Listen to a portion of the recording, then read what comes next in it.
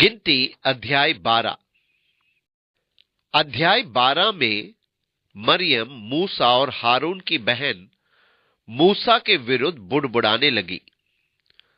उसने एक कूशी स्त्री को ब्याह किया था कि शायद वो काली थी। उसकी अपनी बहन और भाई ने दोष ढूंढकर मूसा की आलोचना आरंभ कर दी। उन्होंने कहा, क्या यहोवा ने केवल मूसा ही के साथ बातें की है? क्या उसने हमसे भी बातें नहीं की? उनकी ये बात यहोवा ने सुनी। गिनती 12 का 2। क्या हमारे पास लोगों को परमेश्वर का वचन देने का अधिकार नहीं, जैसे मूसा को है? सो यहोवा ने एकाएक मूसा और हारून और मरियम से कहा, तुम तीनों मिलाप वाले तंबू के पास निकल आओ। तब वे तीनों निकल आए। तब यहोवा ने बादल के खंबे में उतरकर तंबू के द्वार पर खड़ा होकर हारून और मरियम को बुलाया। सो वे दोनों उसके पास निकल आए। तब यहोवा ने कहा, मेरी बातें सुनो।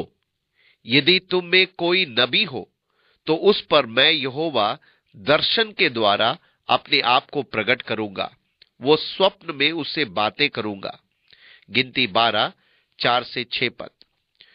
पूर्व युग में परमेश्वर ने बाप दादों से थोड़ा थोड़ा करके और भांति भांति से भविष्यत वक्ताओं के द्वारा बातें करके, इब्रानियों 1 का 1।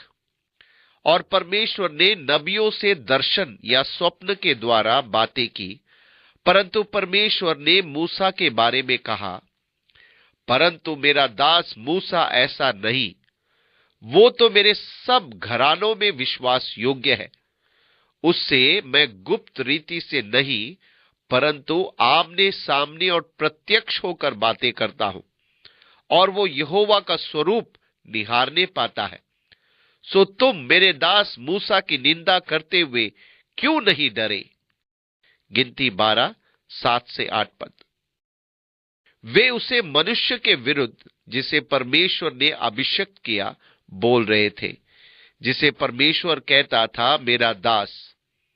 अब परमेश्वर ने कहा, नबियों को देखो। यदि कोई मनुष्य नबी है तो मैं उसे दर्शन और स्वप्न में, दृष्टांतों में, कहावतों में बात करता था, जिसका उन्हें अनुवाद करना पड़ता था। परंतु मूसा के साथ आमने सामने प्रकट रूप में सीधे बातें करता था। सो तुम मेरे दास मूसा की निंदा करते हुए क्यों नहीं डरे? दूसरे शब्दों में, उनको परमेश्वर के दास और उस अभिषेक का जो उसके जीवन पर था, आदर करना चाहिए था। एक बात जो दाऊद के जीवन में विशेष थी, वो ये थी, परमेश्वर के अभिषिक्त शाऊल का आदर करना। उसके स्वयं के अभिषेक के बाद भी वो कहता था कि शाऊल कभी अभिषिक्त था। दाऊद ने कभी उस पर हाथ नहीं उठाया।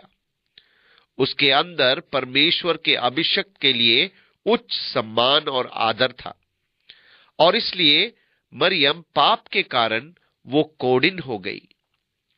तब वो बादल तंबू के ऊपर से उठ गया और मरियम कोढ़ से हिम के समान श्वेत हो गई। और हारून ने मरियम की ओर दृष्टि की और देखा कि वो कोढ़िन हो गई है।